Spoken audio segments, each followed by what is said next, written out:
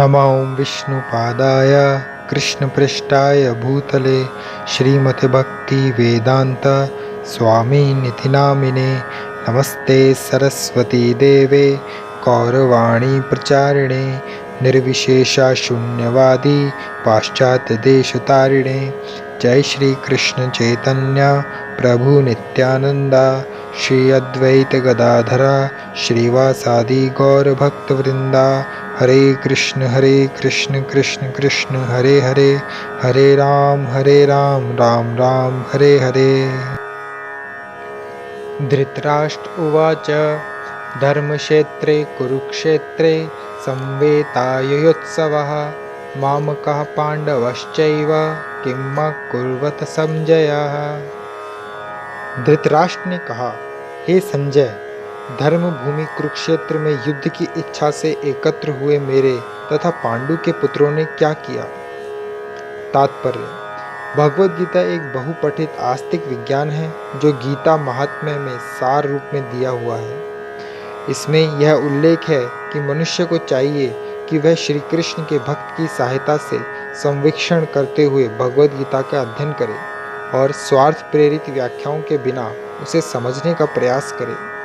अर्जुन ने जिस प्रकार से साक्षात भगवान कृष्ण से गीता सुनी और उसका उपदेश ग्रहण किया, इस प्रकार की स्पष्ट अनुभूति का उदाहरण भगवद गीता में ही है। यदि उसी गुरु परंपरा से निजी स्वार्थ से प्रेरित हुए बिना किसी को भगवद गीता समझने का सौभाग्य प्राप्त हो तो वह समस्त वैदिक ज्ञान तथा विश्व के समस्त शास्त्रों के अध्ययन को पीछे छोड़ देता है।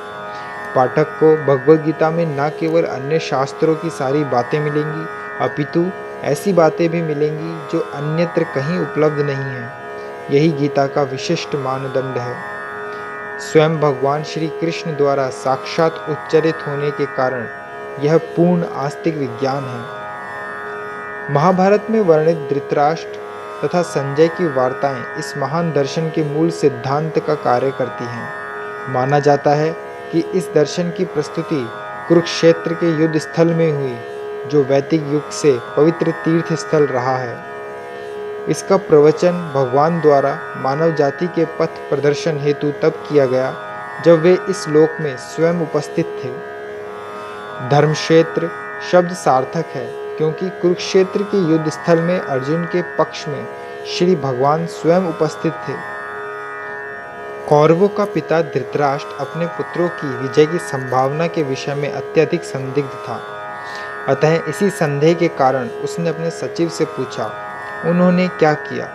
वह आश्वस्त था कि उसके पुत्र तथा उसके छोटे भाई पांडु के पुत्र कुरुक्षेत्र की युद्ध भूमि में निर्णयात्मक संग्राम के लिए एकत्र हुए हैं। फिर भी उसकी जिज्ञासा सार्थक है। वह नहीं चाहता था कि भाइयों में कोई समझौता हो, अतः वह युद्ध भूमि में अपने पुत्रों की नियति के विषय में आश्वस्त होना चाह रहा था।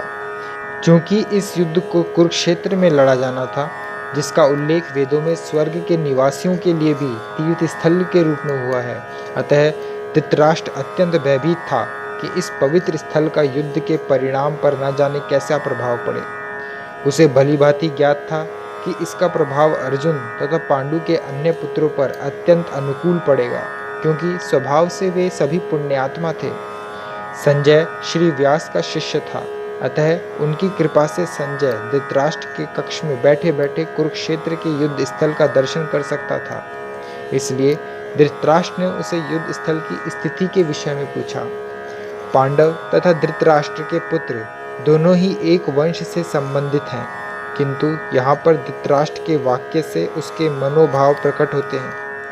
उसने जानबूझकर अपने पुत्रों को कुरु कहा और पांडु के पुत्रों को वंश के उत्तराधिकार से विलग कर दिया। इस तरह पांडु के पुत्रों अर्थात अपने भतीजों के साथ धृतराष्ट्र की विशिष्ट मन स्थिति समझी जा सकती है।